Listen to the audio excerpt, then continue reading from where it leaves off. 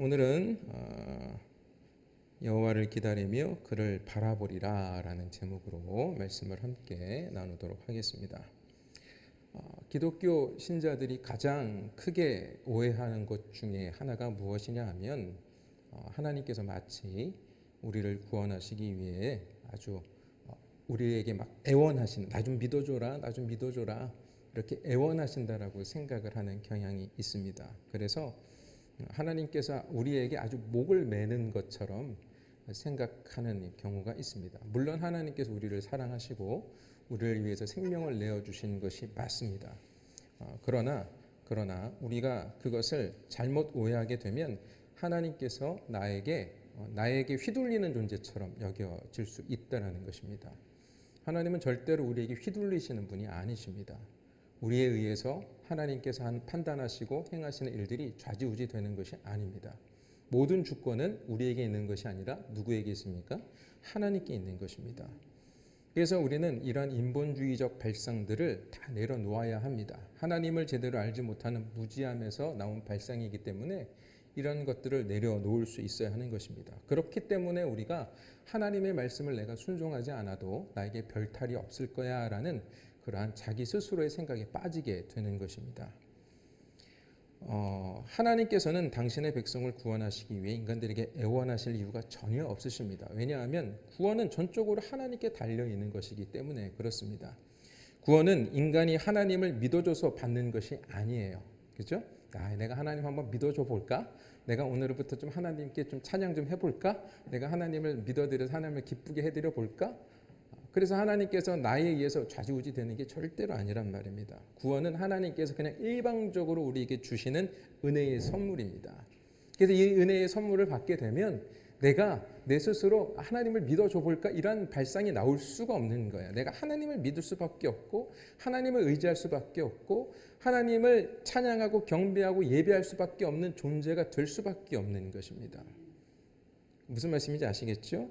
그래서 구원에 있어서 인간의 공로나 인간의 선택 같은 것은 전혀 개입할 수가 없는 거예요. 그냥 은혜로 받는 것입니다. 선물로 받는 것입니다. 이 자리에 앉아 계신 우리 모든 성도님들이 다 그렇게 은혜로 구원의 선물을 받으신 것입니다. 이러한 진리를 알 수 있는 성경이 바로 이사야의 말씀이라는 거예요. 지난번에도 설교를 드렸지만 하나님께서 이사야를 유다 백성들에게 보내신 이유가 무엇이었습니까? 유다 백성들을 다 구원하시기 위함입니까? 아니에요. 아니란 말입니다. 하나님께서 이사야를 보내신 이유는 자기 자신들이 하나님의 백성이라고 생각하며 구원받았다고 생각하며 살아가지만 진리에 순종하지 않고 하나님을 의지하지 않는 그들에게 그들이 잘못 믿고 있는 것들을 드러나시게 하기 위해서 하나님께서 이사야를 그들에게 보내신 것입니다. 그 이야기가 지금 계속 쭉 우리가 보고 있는 말씀의 내용인 것입니다. 이사야서 6장 9절에서 10절을 보시게 되면 이렇게 말씀하고 있죠. 우리가 이미 봤던 말씀입니다. 여호와께서 이르시되 가서 이 백성에게 이르기를 너희가 듣기는 들어도 깨닫지 못할 것이요 보기는 보아도 알지 못하리라 하여 이 백성의 마음을 둔하게 하며, 그죠? 하나님께서 이스라엘 백성들에게, 유다의 백성들에게 이 이사야를 보낸 이유가 뭐라고요? 그들의 마음을 둔하게 한다라는 것입니다. 그러니까 계속 우리가 지난주에도 설교를 드렸습니다만 하나님의 진리의 말씀을 듣게 되면 세상에 붙들려 살아가고 있는 존재들은 그 하나님의 말씀이 걸리는 돌이 된다는 거예요. 좋은 말씀으로 받아들여지지 않는 거예요. 여러분들 한번 잘 생각해 보십시오. 여러분들이 하나님의 말씀을 듣기 싫어하는 이유가 뭡니까? 하나님의 말씀을 보는 것을 여러분들이 싫어하는 이유가 뭡니까? 하나님의 말씀이 싫어서예요. 다른 이유 없습니다.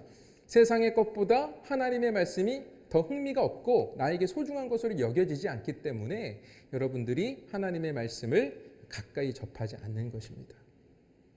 그렇죠? 그러니까 하나님의 말씀이 진리가 선포될수록 하나님의 말씀은 여러분들의 자아를 강화하라고 말씀하십니까? 여러분들의 자아를 버리라고 말씀하십니까? 버리라고 말씀하신단 말이에요. 근데 이 자아의 능력, 이 자아를 강화하는 맛으로 살아가고 있는 인간들이 그 하나님의 말씀을 듣게 되면 그 말씀이 좋겠습니까? 싫겠습니까? 싫다는 거예요. 그러니까 지난번에도 설교를 드렸습니다만 하나님께서 이사야에게 가서 말씀을 전해라. 그들이 마음을 둔하게 만들어라. 그리고 그들의 귀가 막히고 그들의 눈이 감기게 하라. 염려하건대 그들이 눈으로 보고 귀로 듣고 마음으로 깨닫고 다시 돌아와 고침을 받을까 하노라 하시기로 이렇게 말씀하셨거든요. 그러니까 하나님께서는 이스라엘을 보내신 목적이 뭡니까? 하나님을 떠나 있는 자들이 더 하나님을 떠나도록 만드는 거예요.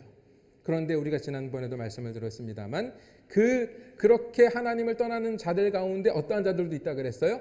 남은 자들이 있다 그랬어요. 남은 자들. 그죠? 남은 자들. 그 와중에 10분의 1이 있는데 그 10분의 1도 멸망을 당하는데 그 10분의 1 가운데에서 구루터기 같은 존재들이 있다 그랬죠. 그러니까 구원은 많은 사람들이 받아요? 조금 받아요? 네, 적은 사람들이 받는 거예요, 여러분. 오늘날 잘못된 복음을 선포하는 사람들이 구원은 많은 사람들이 받는다고 얘기하는 거예요. 그렇지 않습니다. 성경은 절대로 우리에게 그렇게 말씀하고 있지 않습니다. 남은 자가 받는 거예요. 그죠? 그러니까 이 남은 자들은 하나님의 말씀을 듣게 될 때 하나님의 은혜를 받아서 정말로 내 자아를 버리고 내 자신이 부인되어지는 그 길이 바로 무슨 길이라고 깨닫게 되는 거예요? 그 길이야말로 생명의 길이요 축복의 길이라는 것을 깨닫게 되는 것입니다. 그러나 내 자아를 붙들고 육적인 가치관을 가지고 살아가는 존재들은 내 자아를 버리라고 하는 그 하나님의 말씀이 무엇으로 여겨져요? 좋지 않은 것으로 여겨지는 것입니다. 지금 이사야서의 내용이 바로 그 내용들입니다. 계속해서 이사야의 말씀을 보게 되면 하나님께서 아하스에게 이제 보내잖아요. 그래서 이사야를 아하스 왕에게 보냅니다. 그죠? 아하스 왕에게 보내게 되었을 때 아하스가 지금 어떤 상황에 처했다 그랬어요? 아람과 북이스라엘의 침공을 받아서 지금 어떻게 될지 모르는 상황, 위기를 맞고 있는 상황입니다. 그때 하나님께서 이사야를 통해서 뭐라고 말씀하세요? 야, 세상 의지하지 말고 하나님을 의지해, 이렇게 말씀하셨단 말입니다. 나 하나님을 시험해봐라. 근데 아하스가 어떻게 얘기합니까? 나 시험하지 않겠다는 거죠. 하나님을 무시해버리는 것입니다. 그리고 나는 누구의 손을 잡겠다 그래요? 나는 아수르의 손을 잡겠다. 이 세상에 강한 그 군사력을 가지고 있는 그 막강한 아수르를 의지해서 내게 처한 그 어려움을 이겨내겠다. 이렇게 결정을 해버리는 것입니다. 근데 하나님께서 계속 뭐 하십니까? 징조를 보여주시고 임마누엘의 징조를 이야기하시고 또 그 다음에 그 이사야의 아들들을 이야기하시면서 계속해서 그 징조를 보여주시면서 내가 너희들을 지켜줄게 라고 말씀하시지만 결국 어떻게 합니까? 더욱 점점 하나님과 멀어지는 아하스와 유다의 백성들의 모습을 볼 수 있었던 것입니다. 즉 이제 오늘 말씀이 이제 바로 계속 연결이 돼서 이제 어떻게 되는 것이냐 하면 이제 오늘 말씀을 보게 되면 하나님께서 이제 더 이상 내가 너희들에게 말씀을 선포하지 않을 것이다 라는 메시지를 전하게 되는 것입니다. 16절의 말씀을 보시게 되면 이렇게 말씀하고 있죠. 같이 읽어보겠습니다. 자, 시작. 너는 증거의 말씀을 싸매며 율법을 내 제자들 가운데서 봉함하라. 자, 이사야는 그의 제자들에게 이제 증거의 말씀을 싸매어 그의 제자들 가운데서 봉함하라고 명령합니다. 이사야가 혼자 이렇게 하지 않았겠죠. 하나님의 명령을 받은 것이죠. 더 이상 하나님의 말씀을 선포하지 않고 뭐 하겠다는 거예요? 이제 봉하는 거예요. 이제 봉해버리는 것입니다. 이사야가 그렇게 말하고 있는 그 말씀을 왜 이렇게 하나님께서 이렇게 이사야에게 명령하셨을까요? 이제는 더 이상 말해도 얘네들이 듣지 않으니까 하나님께서 더 이상 말씀하지 않겠다라고 지금 선언하고 계시는 것입니다. 하나님께서는 이사야의 아들 스을야순, 마알살렐, 하스바스라는 또 임마누엘이라는 징조를 통해서 계속해서 아하스와 유대 백성들에게 나를 의지해라. 너희가 너희들을 살려낼 것이다. 내가 너희들과 함께하겠다라는 말씀을 계속 선포하셨지만 아하스와 유다의 백성들은 헛소리로 들은 거예요. 이사야가 헛소리하고 있다라고 생각을 한 것입니다. 하나님의 말씀을 귀로 들었지만 흘려보내며 계속해서 자기의 완고한 고집을 따라 세상의 이치를 따라 세상의 가치를 따라 눈에 보이는 그 현상을 따라 살아갔던 것입니다. 그리고 이제 하나님께서 더 이상 그들에게 말씀하시지 않겠다라고 이사야를 통해서 선언하시는 것입니다. 자, 그러면 하나님의 말씀이 이제 유다에게 선포되지 않으면 어떠한 일이 일어날까요? 더 이상 이제 하나님의 은혜가 그들에게 부어지지 않는다는 것을 의미하는 것입니다. 오늘날 많은 사람들이 은혜 받았다라는 말을 할 때 어떨 때 은혜 받았다라고 말씀하고 있죠? 여러분, 많은 성도님들이 내가 바라는 육적인 욕망이 채워지면 은혜 받았다 그렇게 이야기합니다. 그렇죠? 네. 내가 바라는 세상의 욕망들, 그죠? 내가 바라고 있던 나의 소원들, 이런 것들이 채워지면 나 은혜 받았다라고 이야기합니다. 내 자식이 대학에 붙었어요. 물론 하나님께 은혜 받고 축복 받은 게 맞습니다. 그러나 그것은 본질적인 은혜의 축복이 아니라는 거예요. 진짜 축복은 무엇이냐 하면 사망의 길을 걸어가던 자들이 이제 주님의 은혜의 말씀을 받아서 이제 그 사망의 길로 가지 아니하고 생명의 길로 내 삶의 길을 유턴하는 것이 바로 무엇이냐 하면 은혜인 것입니다.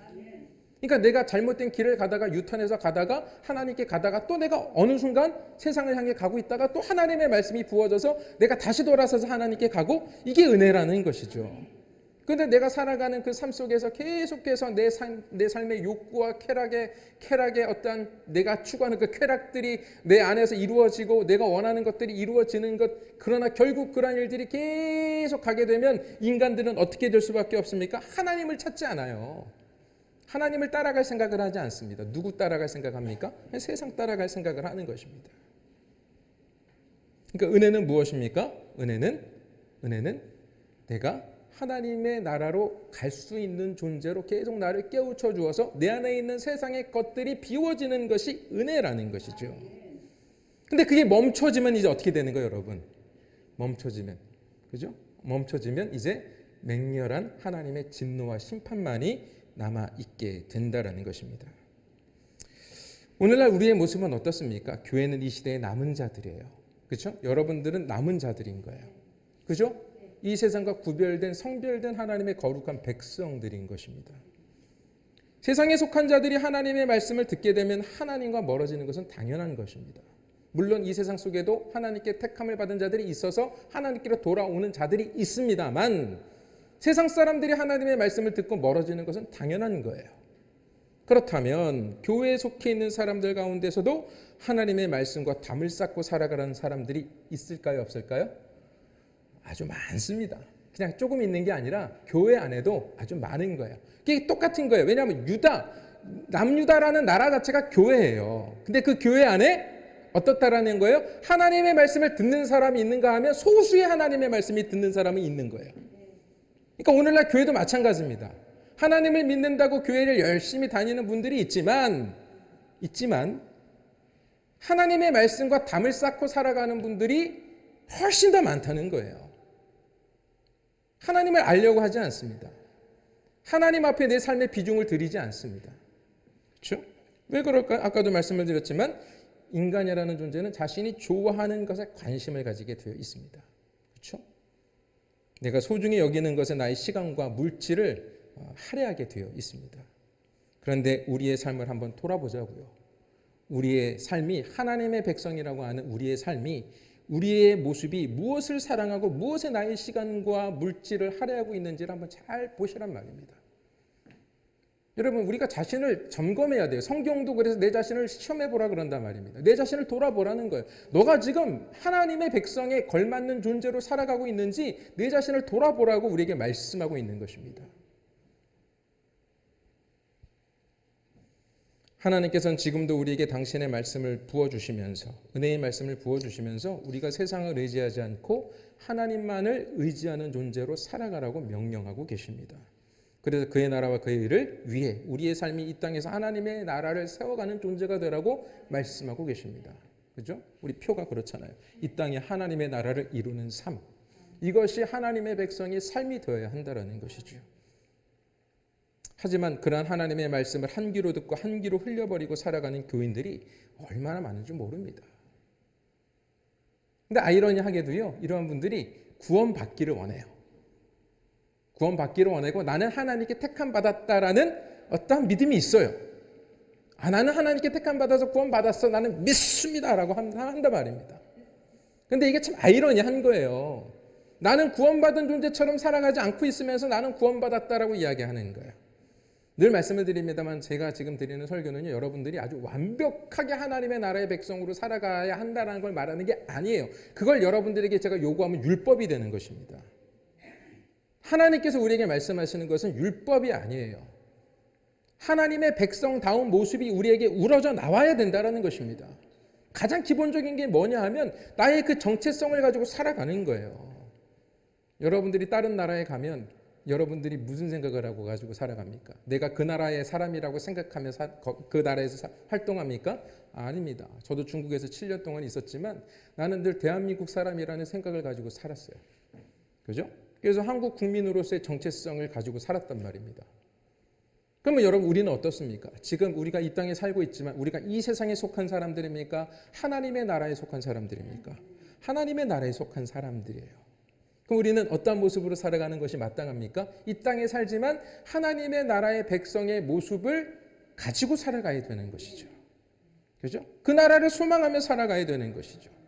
그리고 나는 그 나라를 반드시 나는 그 나라로 돌아갈 것이라는 마음을 가지고 살아가야 하는 것이죠. 그러니까 이 땅의 것에 내가 내 마음을 할애할 필요가 있습니까? 없습니까? 없는 거예요. 그렇죠? 그냥 잠깐 왔다 가는 거예요. 나그네란 말입니다. 우리는 그냥 나그네예요. 거류민이에요. 내 본향은 따로 있는 것이란 말이죠. 그런데 우리의 마음이 지금 어디에 치우쳐져 있냐는 거예요. 여러분들이 무엇을 사랑하고 있냐는 거예요. 하나님의 나라를 사랑하는 존재들은 반드시 뭘 할 수 있게 되어 있어요? 하나님의 나라를 소망하는 자들은 하나님의 말씀을 사모하게 되어 있다는 것입니다. 여러분 아까도 말씀을 드렸습니다. 여러분들이 구원받기 원하시죠? 다 구원받았다고 생각하시죠? 그럼 여러분 생각해 보십시오. 구원은 여러분 어떻게 받습니까? 구원은 어떻게 받죠? 어떻게 천국 갈 수 있죠? 우리를 대속하여 죽으신 예수 그리스도를 믿음으로, 그분이 나의 주인인 것을 내가 믿음으로, 나의 구원자인 것을 믿음으로 우리는 구원을 받는단 말이에요. 그죠? 그럼 여러분 믿음이 뭐냐는 거예요 도대체. 오늘날 많은 성도님들이 이 믿음을 오해하는 거예요.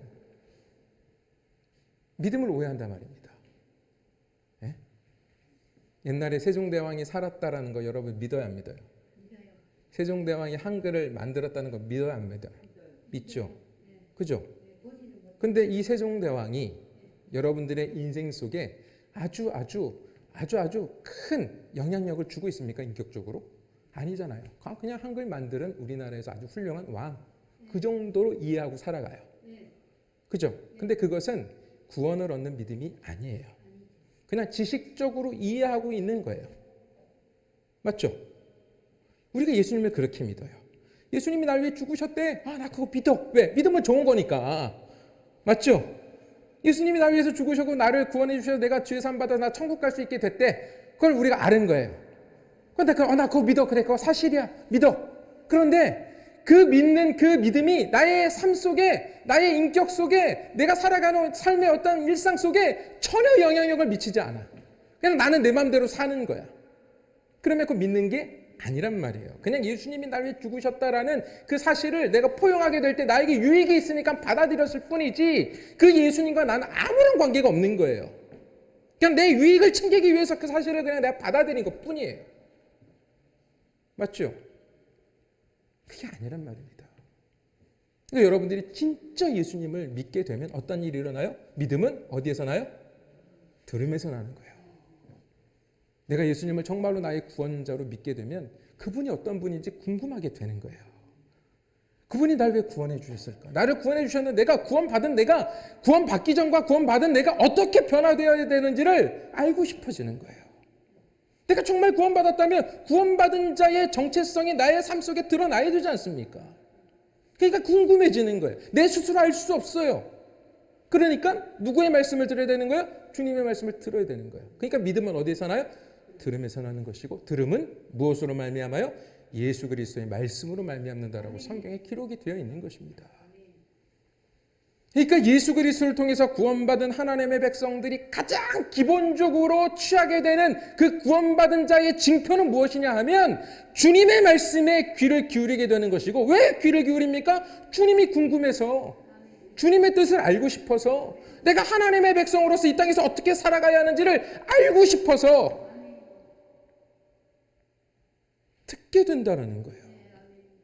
근데 예수님 믿는다고 하면서 주님의 말씀을 듣는 것에 대하여 전혀 관심도 없고 전혀 어떠한 사모함도 없이 살아가고 있다면 이건 분명한 문제가 있는 거예요. 여러분, 문제가 있는 것입니다.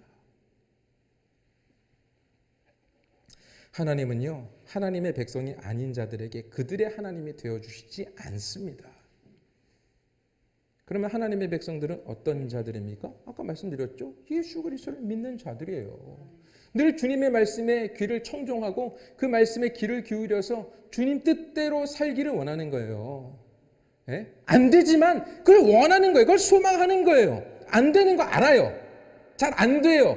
그러니까 우리의 소망이 로또 당첨되는 게 아니라, 부자 되는 게 아니라 주님 뜻대로 살기로 했네. 그죠? 주님 뜻대로 살기로 했네. 주님 뜻대로 살기로 했네. 이게 우리의 소망이 돼야 되는 거예요. 주님 뜻대로 살기를 원하는 것이 여러분들의 소원이 돼야 돼요. 저와 여러분들의. 근데 여러분들의 지금 소원이 뭡니까? 주님 뜻대로 사는 것에 관심이나 있습니까? 솔직히 얘기해서 관심이 없죠. 관심이 없어요. 그러니까 주님의 말씀에 귀를 기울이지 않는 거예요. 주님의 말씀과 담을 쌓고 살아가는 거예요. 여러분 이 지난 일주일간의 삶을 한번 되돌아보세요. 여러분들의 손에 성경 말씀이 쥐어져 있을 때가 많았습니까? 아니면 세상의 것들이 여러분들의 손에, 여러분들의 눈에 보였던 게 많습니까? 여러분들의 생각 속에 하나님의 말씀, 하나님의 뜻이 무엇일까? 하나님이 원하시는 게 뭘까? 하나님이 기뻐하시는 것이 뭘까? 하나님의 백성으로서 내가 어떻게 살아가야 할까라는 그 생각이 여러분들에게 얼마나 있었습니까? 그죠? 거의 없어지진 않았겠죠. 매 순간순간 하나님이 나와 함께하고 있다라는 그 마음이 우리 마음 가운데 있어야 되는 거예요. 제가 지난 주간에 어떤 글을 봤는데 이 내용이 이러한 이야기예요.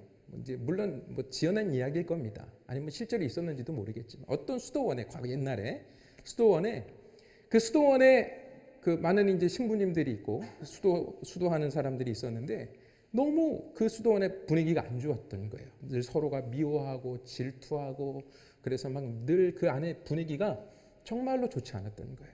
그래서 그 수도원이 부흥되지도 않고 계속 안 좋은 일만 생기고 근데 어떤 분이 그 수도원에 방문을 해서 이렇게 얘기하셨답니다. 어떤 분에게 어떤 수도원에게 저기 신부에게 이렇게 얘기했답니다. 내가 놀라운 비밀을 하나 알려줄까? 이러면서 사실은 이 수도원에 하나님께서 변장을 하고 여기 와 계신다네.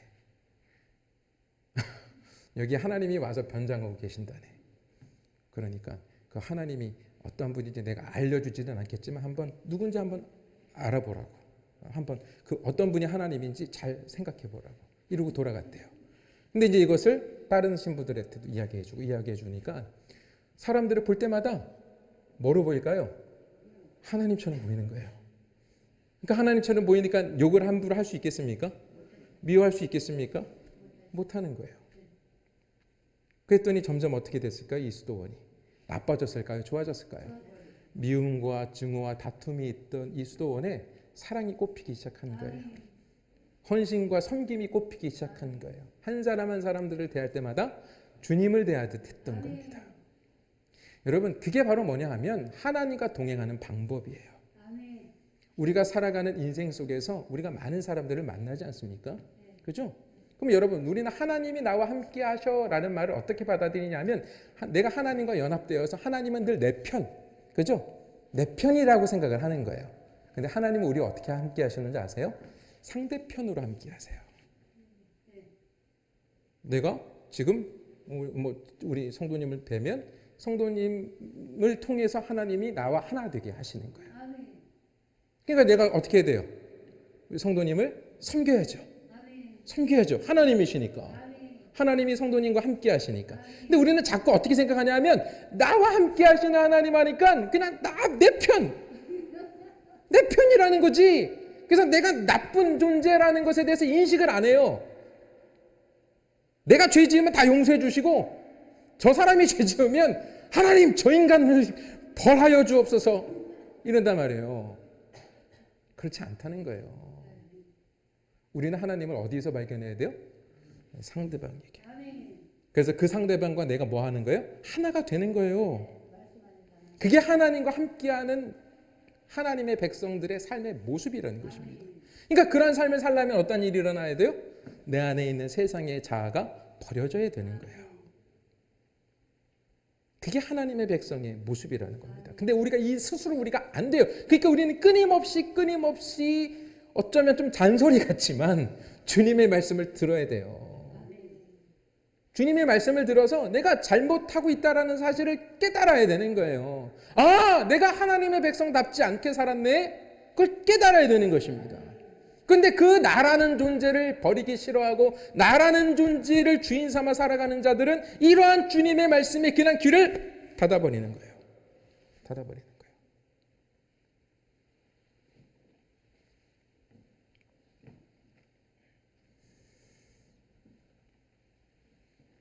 어떤 분들은 좀 주님의 말씀 좀 많이 좀 묵상하시고 말씀대로 살으세요 그러면 아유 나중에 들을게요, 나중에 할게요 이렇게 하시는 분들이 많습니다. 특히 젊은 분들, 그죠? 요즘은 젊은 분들 많이 그래요. 연세 많으신 분들도 그렇지만 젊은 분들이 많이 그렇게 말을 합니다. 왜냐하면 아직도 자신의 인생이 많이 남아있다라고 생각을 하기 때문에 그렇습니다. 그러나 이것은 젊은 것과 상관이 없어요. 하나님께서 그 말씀을 지금 당장이라도 봉인해 버리시면 지금 이 순간 그 말씀이 나에게서 끊겨버리게 되는 거예요. 여러분, 하나님께서 언제 그 문을 닫으실지 모릅니다. 그거는 나이에 상관없는 거예요. 여러분들이 세상을 사랑하고 하나님의 말씀에 대하여 계속 그 하나님의 말씀을 버리고 살아가게 되면 언제 하나님이 그 말씀을 끊어버리실지 몰라요. 그러니까 여러분 지금 듣기 싫어도 하나님의 말씀이 들리는 게 뭐냐면 은혜의 순간을 여러분들은 지금 지내고 있는 거예요. 아시겠습니까? 내가 억지로라도 지금 예배당에 앉아 있는 것은 하나님께서 억지로라도 지금 은혜를 부어주시고 있는 거예요. 근데 여러분들의 인생 속에 어느 순간 하나님의 말씀이 없는 자리로 여러분들이 쏙 빠져나갈 때가 있을 수 있어요. 특별히 우리 젊은 분들. 저는 그런 친구들을 많이 보았습니다. 여러분 정신 똑바로 차리셔야 됩니다. 하나님께서 은혜로 붙들어 주실 때 그 은혜의 줄을 붙잡으셔야 되는 거예요. 그러니까 남은 자들은 그 말씀을 붙잡게 되는 거예요. 저는 그래서 우리 모든 성도님들이 남은 자들의 축복이 여러분들에게 하나님께서 부어주시기를 기도하고 있습니다. 남은 자들의 인생을 사셔야 되는 거예요.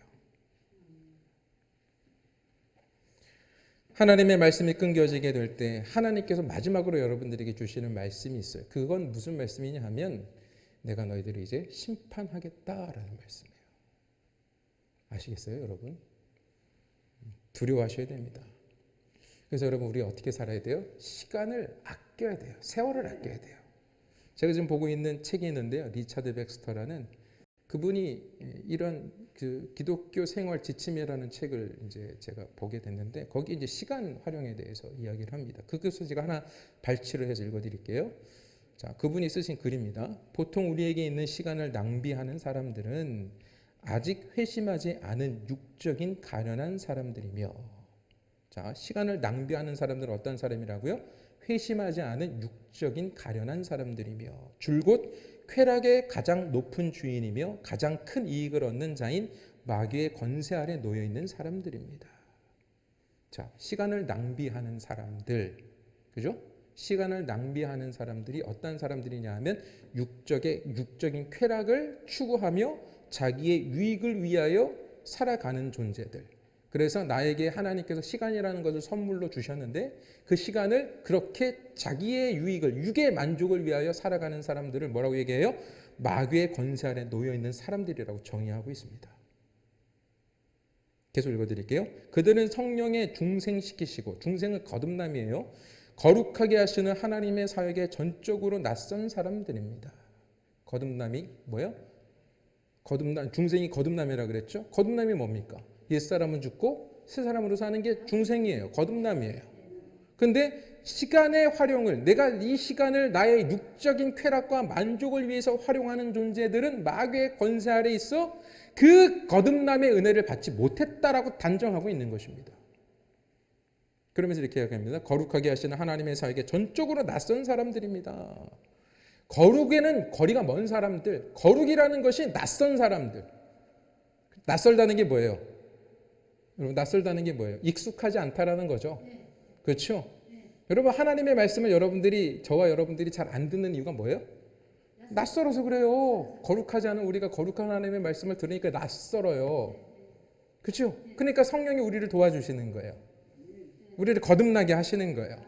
그래서 옛사람은 하나님의 말씀이 낯설어요. 근데 새 사람은 이 하나님의 말씀이 낯설지 않게 여겨지게 되는 거죠. 그러니까 듣는 거예요. 듣게 됐을 때 믿음이 생기는 거예요. 그 믿음이 강성해지는 거예요. 그래서 세상의 유혹을 이길 수 있는 힘을 그 믿음을 통해서 얻게 되는 거예요. 자, 계속 읽어드릴게요. 그들은 아직 의롭게 되지 못했으며 그들은 모든 죄책 아래 있습니다. 자, 근데 여기서 끝나는 게 아니라 이제 희망이 있습니다.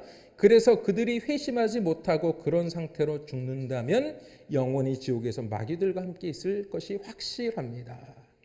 무슨 희망이 있어요? 그럼 이 말에서 회심, 그죠? 마음을 돌이키는 거예요.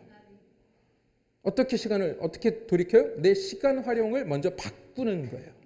아까 제가 서두에서도 말씀을 드렸습니다만 여러분들이 하나님의 것에 의지하고 하나님의 것을 듣고자 하는 것에 여러분들의 시간을 활용해야 된다는 거예요.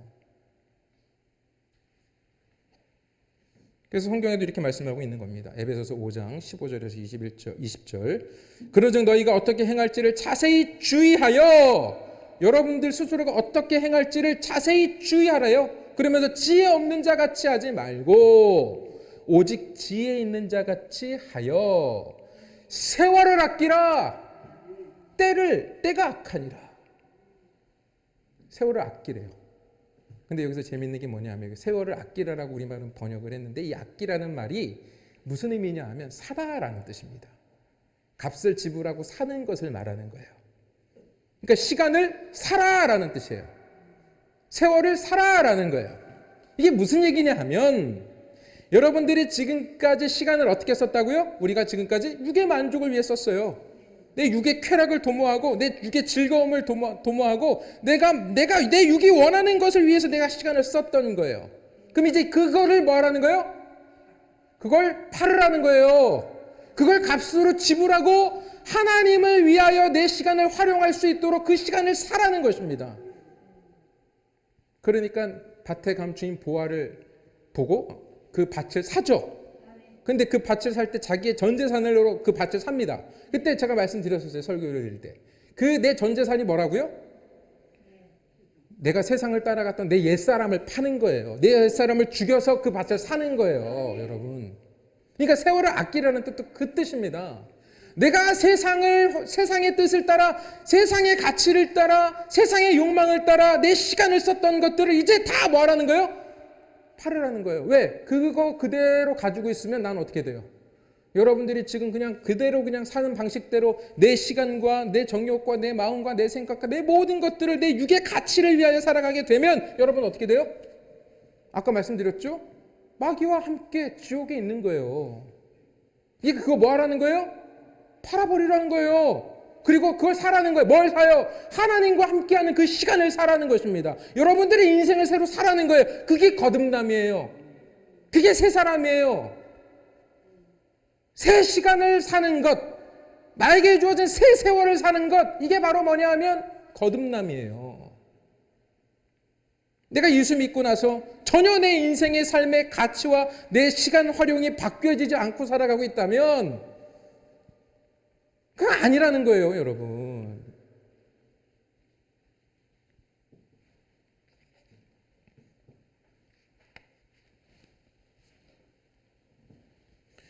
여러분, 예수님께서 진리의 말씀에 귀를 닫는 유대인들에게 뭐라고 말씀하셨냐 하면 이 마귀의 자식들아 그랬어요. 근데 주님께서 우리 앞에 나타나셔서 여러분들 보고 마귀의 자식들아 그러시면 어떡하실래요? 내가 주여 그랬더니 내가 너를 도무지 알지 못한다 이 마귀의 자식들아 이러시면 어떡하실래요? 아니 내가 왜 마귀의 자식이나 예수님 믿었는데요? 너가 나 믿었어? 너 나하고 소통은 했니? 내가 너에게 말하고 싶어하는 그 모든 것들에 내 말을 귀를 기울였니? 아니잖아. 너는 네 뜻대로 살았잖아. 네 마음대로 살았잖아. 이 세상에서 너의 즐거움을 위해 살았잖아. 그래서 넌 나와 상관이 없어 그러시는 거예요. 네?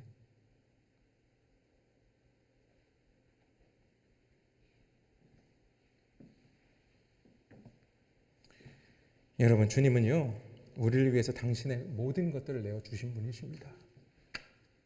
그죠? 그러니까 우리가 그분에게 관심을 갖는 것은 당연한 거 아니겠습니까?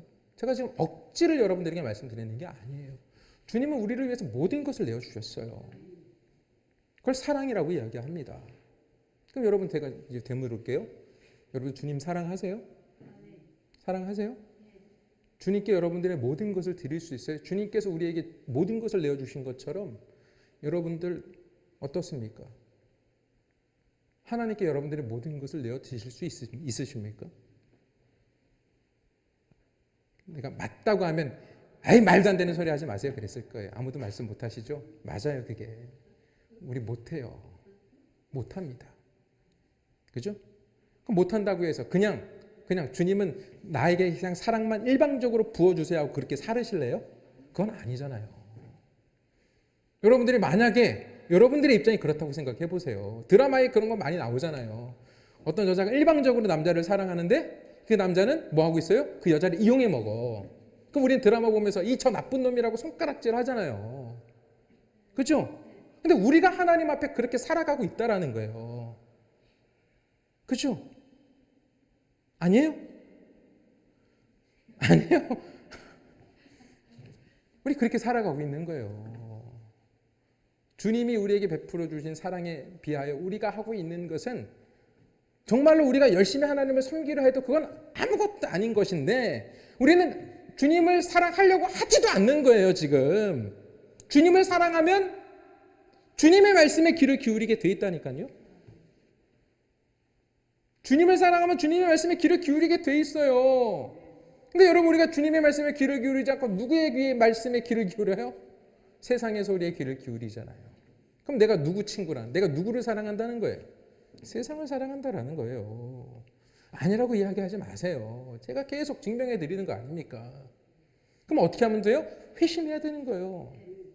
내 삶의 방향이 바뀌어져야 되는 거예요. 나에게 주어진 세월에 그 세월을 그 시간을 활용하는 나의 삶의 가치가 바뀌어져야 되는 거예요.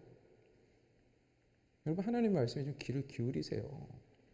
예배당 나와서 맨날 예배드리라는 이야기가 절대로 아닙니다. 그러면 좋지만 그럴 수 있는 환경이 아니잖아요. 우리는.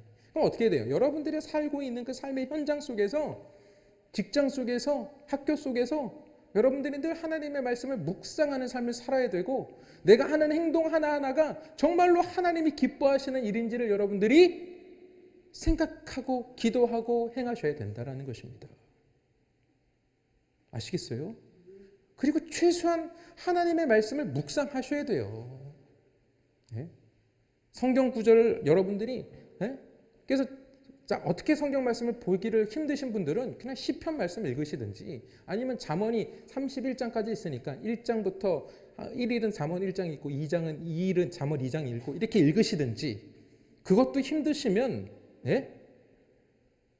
제가 우리 성도님들에게 보내드리는 그 말씀이라도 제대로 읽으시든지 좀 하시라는 거예요.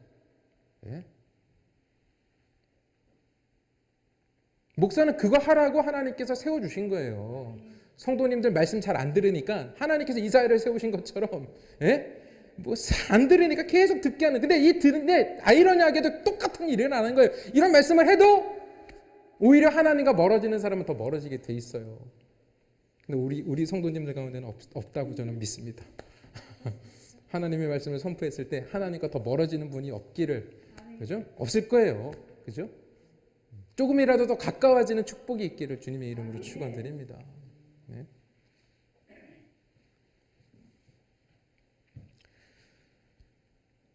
여러분 그래서 시간 활용을 잘 하셔야 되는 거예요. 시간을 아끼세요.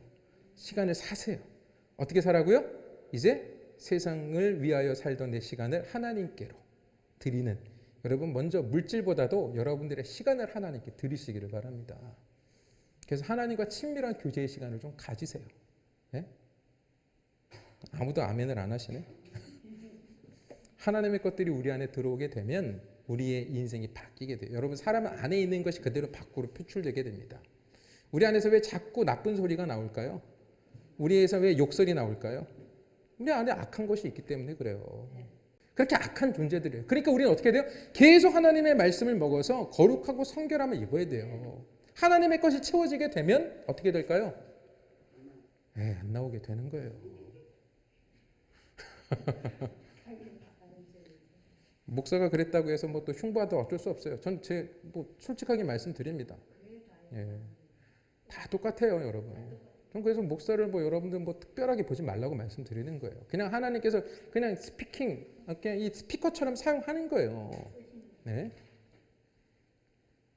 전 그래서 늘 두려워요. 왜냐하면 제가 이런 말씀을 하기 때문에 내가 그렇지 못한 것을 발견할 때마다 하나님께 더 벌을 크게 받는 존재거든요, 사실은. 무서운 거죠. 그러니까 여러분들 안에 하나님의 거룩하고 신령한 것들로 채워지기를 바랍니다. 그렇게 되면 여러분들의 삶 속에 무엇이 나타나요? 성령의 열매가 나타나는 거예요. 사랑이 여러분들에게, 여러분 짝 찌르면 사랑이 나오는 거예요. 온유와 이런 것들이 나타나는 거예요. 자, 그래서 이제 보시면 아모스 8장 11절 12절의 말씀 보시게 되면 이렇게 말씀하고 있습니다. 주 여호와의 말씀이니라. 보라 날이 이를지라 내가 기근을 땅에 보내리니 양식이 없어 주림이 아니며 물이 없어 가람이 아니요 여호와의 말씀을 듣지 못한 기갈이라. 사람이 이 바다에서 저 바다까지 북쪽에서 동쪽까지 비틀거리며 여호와의 말씀을 구하려고 돌아다녀도 얻지 못하리니 그날에 아름다운 처녀와 젊은 남자가 다 기갈하여 쓰러지리라. 자, 어떤 날이 온대요? 하나님의 말씀이 멈춰지는 날, 영적인 기갈이 온다는 거예요. 그때 어떤 사람들이 쓰러져요? 아름다운 처녀와 젊은 남자가 다 기갈하여 쓰러지더라. 아름다움이라는 것은 뭡니까? 그러니까 세상의 아름다움, 세상의 힘을 의지하고 날아가던 존재들이 하나님의 말씀이 공급되어지게 될 때 다 기갈하여 쓰러지게 된다는 거예요. 아시겠습니까, 여러분? 여러분들이 세상의 것을 채우고 세상의 아름다움을 추구해서 여러분들이 세상 속에서 아름다워졌다고 쳐요. 그죠? 하나님을 떠나서 그렇게 세상의 것을 추구해서 아름다워지고 힘을 갖게 됐다고 쳐요. 사실 유다도 그랬습니다. 유다도 하나님을 떠나서 아수르와 손잡았을 때 어느 일정 기간 동안 그들은 풍요로운 삶을 살았어요. 근데 어떻게 됐어요? 망한 거예요. 얼마 되지 않아서. 여러분 분명히 들으시기 바랍니다. 우리 인생이라는 거 아무것도 아니에요. 연세 많으신 성도님들 앞에서 인생을 노라는 것 자체가 죄송스럽지만 인생이라는 거 정말로 하나님이 우리에게 허락하여 주신 그 영혼이라는 것에 비하면 정말로 우주 안에 점 하나도 되지 않습니다. 근데 우리는 이 점 하나에 뭐 하고 있어요 지금? 목숨 거는 거예요. 이 점 하나 때문에 그 영혼, 그 우주와 같은 하나님의 풍성한 은혜를 뭐 하는 거예요? 외면하는 거예요. 왜? 이 점이 지금 눈앞에 보이기 때문에. 그런데 하나님의 그 우주와 같은 하나님의 그 광활한 하나님의 나라는 보이지 않는 거예요. 왜? 점 하나에 집중하고 있으니까. 이렇게 점 하나를 뭐라고 표현하고 있는 거예요? 그걸 아름다움 그리고 젊은 남자, 힘 있는 젊은 남자로 표현하고 있는 거예요. 쓰러진다는 거예요.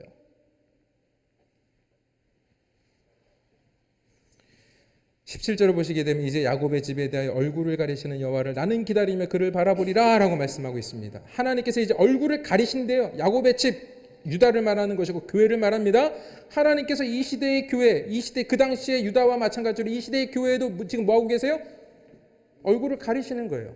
그러니까 하나님께서 더 이상 은혜를 베풀지 않겠다라는 뜻입니다.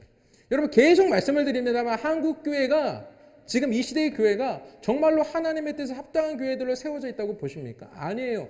세상 인간들이 육의 만족을 위해서 만들어 놓은 그 모든 것들을 교회 안으로 끌고 들어왔어요. 아세요, 여러분? 이 세상의 문화라는 것이 결국 인간들이 자기의 만족, 하나님을 떠나 그 빈 공간을 자기네들이 만들어 놓은 문화로 채우려고 했던 거거든요. 문명.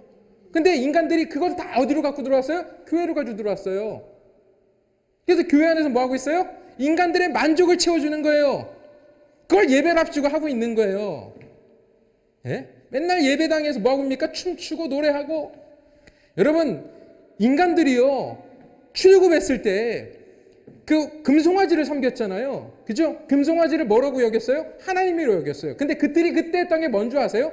춤추고 놀았어요. 그 송아지 앞에서. 금송아지 앞에서.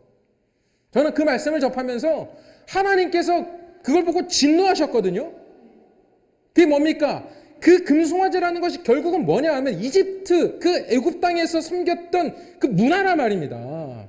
그 문화를 뭐 한 거예요? 하나님을 믿는답시고 했던 거예요. 근데 하나님이 거기에 대노하신 것입니다. 근데 오늘날 교회가 지금 뭐 하고 있어요? 춤추고 노래하고 엉덩이 흔들어대고 예배당에서 예배를 드린답시고 엉덩이를 흔들어대요. 예?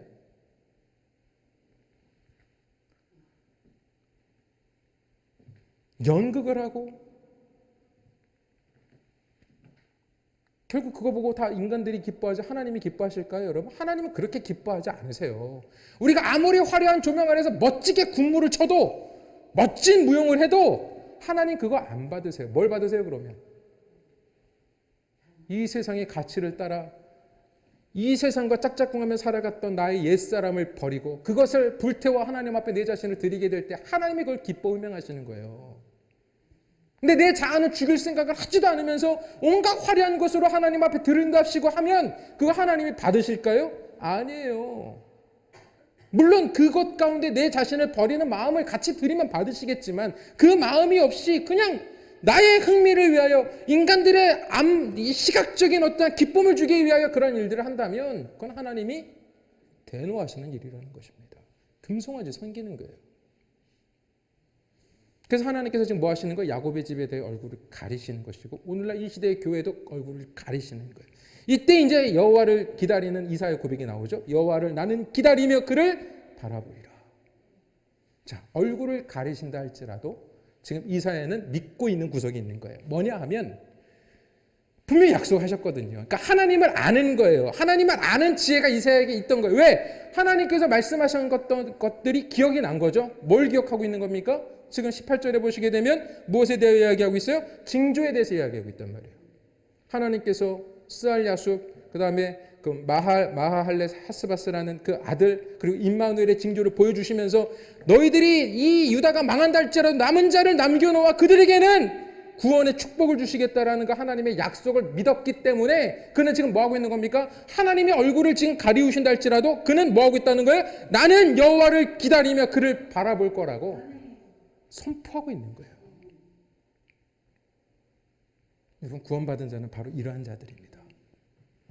어떠한 상황에서도 나의 시선이, 극한 절망의 상황 속에서도 나는 누구를 바라봐요? 하나님의 약속, 그냥 바라보는 게 아니에요. 하나님의 약속을 붙들고 바라보는 거예요. 하나님을 아는 지식을 근거하여 하나님을 붙드는 거예요. 무식하게 아무것도 모르고 붙드는 게 아니란 말입니다.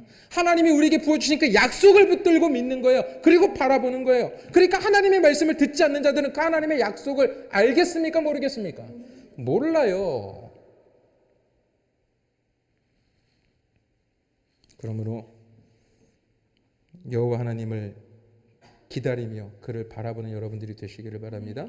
이사야는 장차 오실 메시아를 기다리고 소망했던 거예요. 근데 우리는 지금 어떤 자들이에요? 이는 오셨어요. 그죠? 근데 이 오신 주님이 우리를 구원하시고 부활하셔서 하늘로 올라가시면서 다시 뭐라 그러셨어요? 내가 다시 오겠다. 그럼 우리는 어떻게 살아야 돼요? 무엇을 기다려야 돼요? 재림의 예수님을 기다리는 삶을 살아야 되는 거예요. 하나님의 나라를 소망하면 이제 주님이 오시는 그날 우리는 어떻게 되는 거예요? 이 육신의 껍데기를 다 벗어던지고 호련히 변화되어서 주님과 함께 영원한 하나님의 나라에 거하는 존재가 되는 거예요.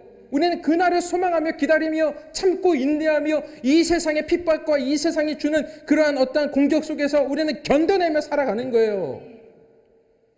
근데 그렇지 않고 세상에 희망을 두고 세상과 짝짝꿍하며 살아간다면 주님이 오실 때 어떻게 하신다는 거예요? 내가 너희를 도무지 알지 못한다. 이 마귀의 자식들아. 여러분 한번 생각해 보세요. 마지막으로 질문 드리고 마치겠습니다. 여러분들은 하나님의 자녀들입니까? 아니면 마귀의 자식입니까? 여러분들이 스스로 인정한다고 해서 나 하나님의 자녀라고 해서 되는 게 아니에요. 여러분들의 삶이 하나님의 자녀다워야 돼요. 그러한 변화가, 그러한 회심이 오늘 우리 성도님들에게 있어서 이사야의 고백처럼 나는 주님을 기다리며 그를 바라보겠습니다 라는 고백이 여러분들의 삶 속에 매일같이 일어나는 축복이 있기를 주님의 이름으로 축원드리겠습니다.